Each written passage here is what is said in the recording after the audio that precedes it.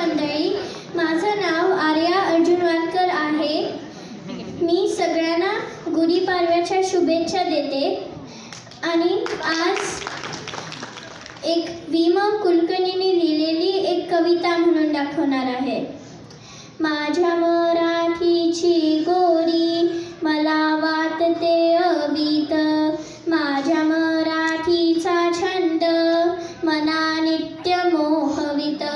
ज्ञानोबांची तूक यांची मुक्तेशांची जनाईची, माझ्या मराठी चोख दी रामदास शिवाजीची.